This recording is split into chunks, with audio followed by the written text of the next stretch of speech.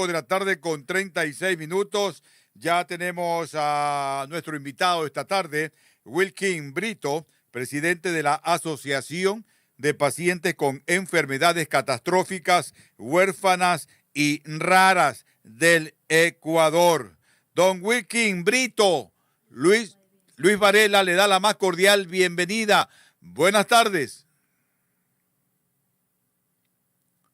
A ver el volumen, súbale el volumen, mi querido Wilkin, súbale el volumen. O abra el micrófono. Abra el micrófono. Ahora sí me escucha. Perfecto, ¿cómo está? Buenas tardes.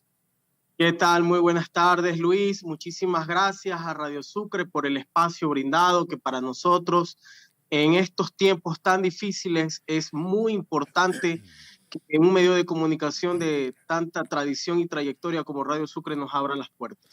Oiga, nos ven y nos escuchan en el mundo entero. Estamos en vivo y en directo a través de Sucre, Televisión Online y todas nuestras redes y plataformas digitales, mi querido Wilkin. Maravilloso. Lo hemos llamado porque así como ustedes han pasado un viacrucis y ustedes están dando testimonio de lo que es este calvario de tocar puertas, especialmente por parte de autoridades que regentan los diferentes hospitales del Seguro Social. Me refiero al Hospital Teodoro Maldonado Carbo, donde cada cierto tiempo se realizan plantones por parte de grupos, de familiares, de pacientes con enfermedades catastróficas, pacientes que están esperando la medicina, que hasta el momento no les llega. Y aquí hay un tema que vamos a tocar con usted, mi querido Wilkin, que son pacientes con leucemia mieloide crónica que no tienen medicina en el Hospital Teodoro Maldonado Carbo. Explíquenos esta enfermedad, leucemia mieloide crónica. ¿De qué se trata, mi querido Wilkin? Bueno, la leucemia mieloide es nada más que otra variedad de leucemia. Existen hasta el momento que yo he podido leer los reportes científicos 4 tipos de leucemia, pero este tipo de leucemia en particular no consume la quimioterapia tradicional que tal vez muchas personas están acostumbradas a ver en películas de drama o tal vez porque han padecido el viacrucis de ver a un familiar consumir la quimioterapia que es de suero. La leucemia mieloide tiene un tratamiento mucho más avanzado gracias a estos avances tecnológicos y científicos que brindan hoy los laboratorios, y el tratamiento es a través de tabletas. El problema está en que estas tabletas se tienen que consumir por bastantes años de forma consecutiva. Es un tratamiento largo. Sí, es un tratamiento largo, mientras que la quimioterapia tradicional, que también es mucho más riesgosa, se consume dentro de 18 meses a 2 años y el paciente generalmente en ese trayecto ya se le da de alta. En la leucemia mieloide, que se consumen tabletas, se necesita que el periodo de consumo sea ininterrumpido por 4 años como mínimo para que ya se le pueda dar de alta al paciente. Ahora, esto genera un beneficio porque el paciente ya no tiene que padecer ese problema que viene con la quimio, porque la quimio mata toda célula, sea buena o sea mala, y por eso es que los pacientes, los familiares de los pacientes, cuando se hace quimio tradicional están corriendo, esperando que alguien les done sangre, alguien les done plaquetas para poderle hacer las transfusiones al familiar. En este caso, las tabletas ya no tienen ese efecto, entonces no genera ningún malestar al paciente.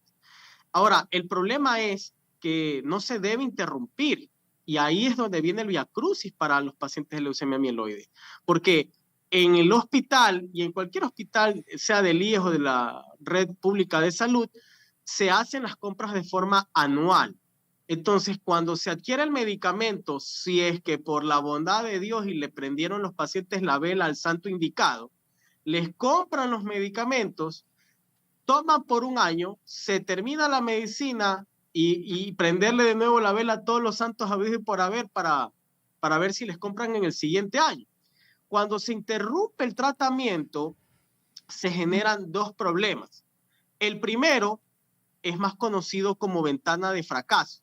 quiere decir que el paciente cuando ya recibe el medicamento después de 3 meses, 6 meses, como es muy usual en el Teodoro Maldonado Carbo que les den a nuestros pacientes de leucemia mieloide el medicamento después de ese tiempo, y no porque se acordaron, sino porque se viene a los medios de comunicación, se denuncia públicamente la inoperancia, la corrupción. Entonces dicen, sí, esos que andan molestando tanto por ahí, vamos a comprarles, porque andan llorando por ahí con los familiares, a ver si no se mueren. Entonces, ahora, el momento que... Wilkin, para hacer más ligero este diálogo, mi querido Wilkin, ahora, ¿dónde creen ustedes que está esta falla del por qué el medicamento tarda en llegar al paciente que está en el Teodoro Maldonado Carbo? Porque en días pasados ya voceros del portal de compras públicas manifestaron que el problema no está en portas públicas. Entonces los proveedores, que son los que tienen que abastecer de medicamentos a los diferentes hospitales, están esperando que les cancelen estas compras de medicinas, o dónde ustedes creen que está este nudo gordiano. Estimado Luis, los políticos son expertos en manipular la información para hacer tonto al público, pero por suerte hoy el internet nos permite estar mejor informados.